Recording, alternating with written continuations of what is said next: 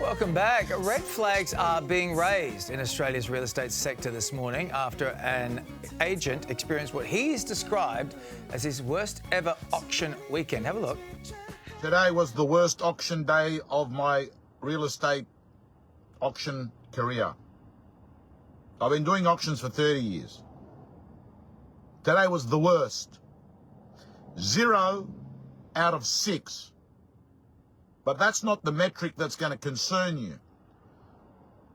I'll tell you what the metric that's going to concern you. I didn't have a single person register to bid. Do you understand? Not one registration. Real estate, no, not happy at all. Real estate expert Neil Jenman joins us to discuss this in the studio. Good morning, Neil. What's your reaction to that video? Well, we're saying, why is he saying that? But remember, he had a public auction, so everybody saw these auctions fail. So we can't really do what often happens, and they fudge the figures. When nobody turns up, what are you going to do? But what we're missing here is that those 6 people, all 6 of them, paid between $5,000 and $10,000 each and lost that money. You know, so they paid for the auction to happen? Yeah, they paid for the advertising through realestate.com, which it should be called. Right? No, because Australians are being ripped off, David, all the time on massive amounts of needless advertising.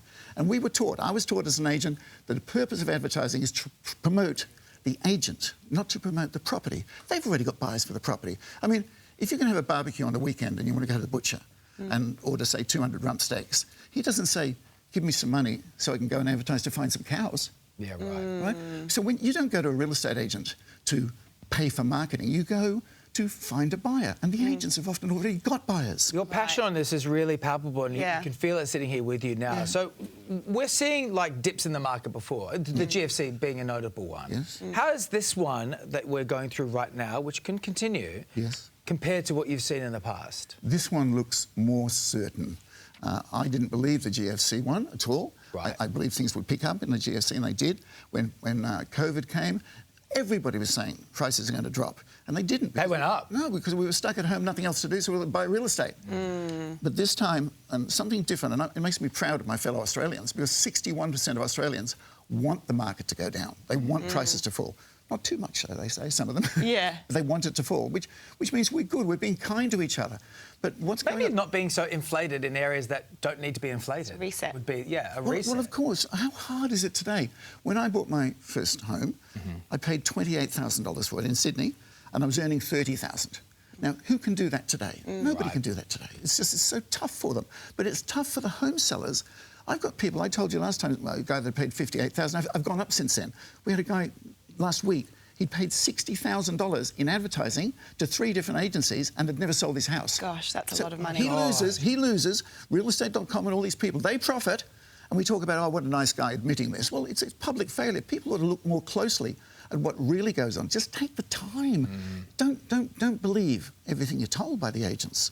What about, who are the winners in this scenario? So is it a good market for buyers? Well, yes, it's much better for buyers. You know, but the trouble is, buyers need to know what to do. They need to take their time as well. And now they're not being pushed as much because there's not the mad frenzy that there was, so they can take their time and be a little bit better. But I say to the sellers, stay away from auctions. I mean, consider this. Do you really believe that buyers will pay their best price and do their best when somebody yells at them with a hammer in their hand? Would you do that? You know, you're yelling. It's a terrible way to... It's anxiety riddling. Yeah. It's anxiety riddling. And you can buy and sell in the same market, and it's okay. Well, of course you can. If it's going down, you buy it and you're going up, as most people are, a falling market is actually better. Your $1 million home drops by $100,000. The one you're going to buy for $2 million drops by $200,000. Yeah. So it's not all bad news. It's bad news for the guy that didn't get as much commission as he wanted, but he still got paid for the auctions.